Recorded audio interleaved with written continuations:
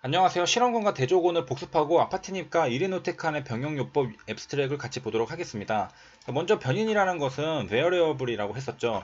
그래서 여기서 보면은 독립변인이 왼쪽에 있는 이것이고 오른쪽에 있는 게 종속변인입니다. 화살표는 왼쪽에서 오른쪽으로 가죠. 그래서 독립변인은 이 종속변인에 영향을 주거나 뭐 예측할 수 있다라고 여겨지는 변인입니다. 그래서 이제 트리트먼트, 처치라고 하는 게 가해지는 변인이기도 하고요. 그래서 실험군에서는 이 독립변인에 대한 것이 처치가 되고 대조군 같은 경우에는 이제 처치가 되지 않죠. 그래서 자연 상태로 둘의 비교를 통해서 결과가 이제 어떻게 되는지를 보는 것이죠. 그래서 여기 이제 좋은 설명이 있는데 종속 변이는 그 이름이 왜 이렇게 되었느냐? 이제 독립 변인의 변화에 따라서 이제 함수값처럼 자기값이 이제 일정하게 정해서 따라가잖아요. 그래서 종속되어 있다, 종속 변인이라고 한다고 합니다. 그 다음에 이제 조작적 정의라는 게 나오는데 이것은 예를 들면은 이제 똑똑함이라는 개념을 우리가 이제 양적화, 수량화를 할 수가 있어야 되는데 정량화, 그게 이제 IQ라는 수치로 이제 표현을 할 수 있는 게 조작적 정의입니다. 한마디로 이제 똑똑하다는 것은 추상적인 건데 그것을 객관적인 값으로 볼 수 있게 하는 게 조작적 정의라는 것이고요. 그리고 이제 앞에서 봤듯이 IB라고 되어 있는 게 독립변인이었고요. 뒤에 있는 이제 DB. 이거는 뭐 인디펜던트겠죠. 그다음에 이건 디펜던트겠죠. 그래서 종속변인, 독립변인. 그래서 이제 왜 실험군과 대조군이 필요한지에 대해서 예시를 들어줬는데 먼저 A 변인에 처치를 했습니다. 그런 다음에 실험했는데 변화가 있던 없던 그런 것들이 이제 자연 상태에서도 변할 수가 있잖아요. 그래서 이 변화가 정말로 이 변인 A 때문에 발생한 건지 아니면은 자연적으로 바뀌었는지 알 수가 없습니다. 그러니까 실험군만으로 실험을 했을 때는 이런 문제가 생기는 거죠. 그렇기 때문에 대조군이 필요하다는 겁니다. 그래서 실험 집단은 이제 EG라고 하고요. 통계 집단은 컨트롤 그룹에서 CG라고 합니다. 그래서 이 두 가지 그룹이 있어야지 비교를 할 수 있다는 거죠. 자, 그리고 이제 1805P로 왔습니다. 그래서 아파티닙이랑 이리노테칸 컴바인드 된 트리트먼트를 봤는데 SCLC죠. 이거는 이제 소세포, 폐 그것이고 그다음에 보니까 페이스 2이고 싱글암, 그다음에 프로스펙티브 스터디라고 되어 있습니다. 앱스트랙을 이제 내려가서 보면 이제 백그라운드에 further treatment of patients라고 하여 있으니까 이제 추가적인 이제 처치, 트리트먼트는 has become a challenging problem이라고 적혀 있습니다. 그러니까 이제 굉장히 이제 좀 어려운 일이다라는 것입니다.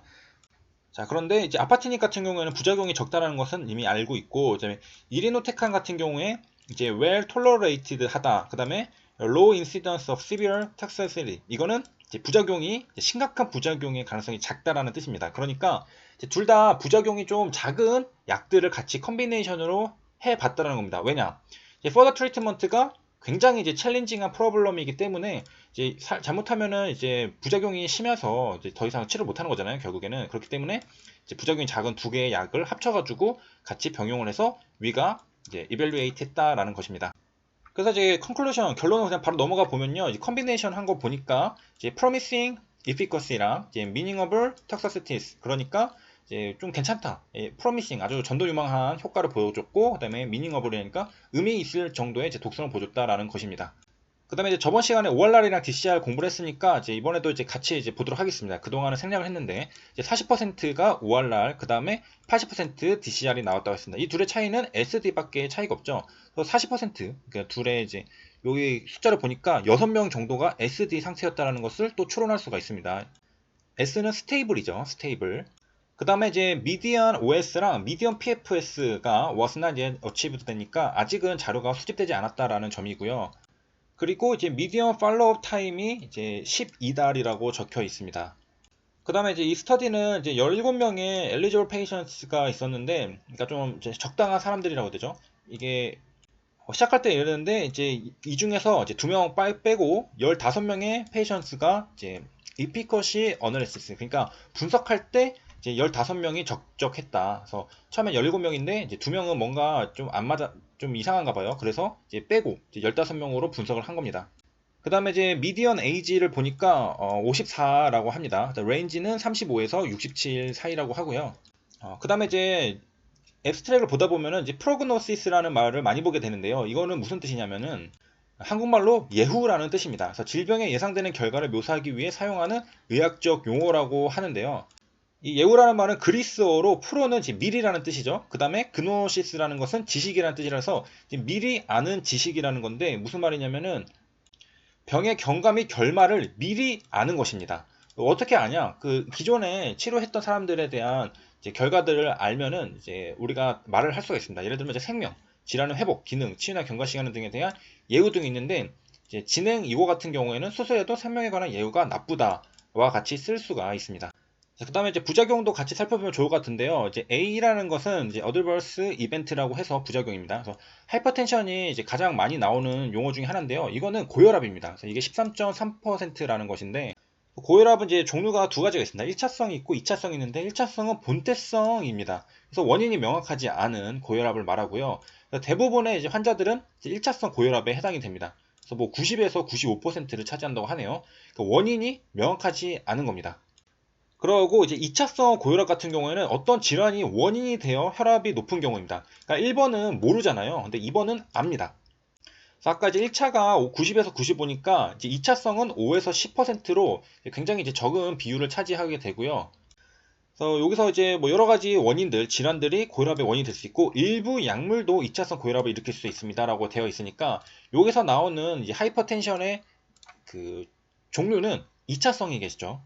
왜냐? 일부 약물이 일으킨 거니까 2차성 고혈압입니다.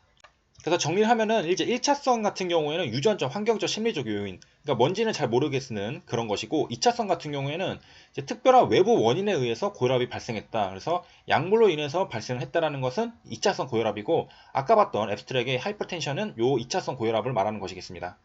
그 다음에 있는 부작용은 프로틴 유어리아인데 여기 보면은 프로틴이죠. 프로틴, 단백질입니다. 그 다음에 유어리아가 붙은 건데 이게 6.67%라고 해요. 그래서 우리가 이제 프로틴, 그 다음에 유어리아에서 힌트를 얻었습니다. 바로 소변에서 단백질이 섞여 나오는 것을 단백뇨라고 합니다. 근데 정상 소변에도 이제 단백질이 이제 나올 수가 있잖아요. 근데 성인 경우는 이제 기준이 500mg 이상, 그다음에 소화는 뭐 이렇게 되어 있다고 합니다. 그래서 이 원인은 뭐냐면은 뭐 신장 질환 아니면 혈관염 이런 것들이 원인이 될 수 있다고 합니다. 그럼 이제 우리가 단백뇨라는 거 어떻게 알 수 있느냐? 소변색이 탁하고 거품이 나는 증상이 있으면 의심을 해봐야 된다고 합니다. 거품이 나요. 그리고 이 단백뇨 거품은 양변기에 물을 내려도 쉽게 없어지지 않고 남아있다라고 합니다.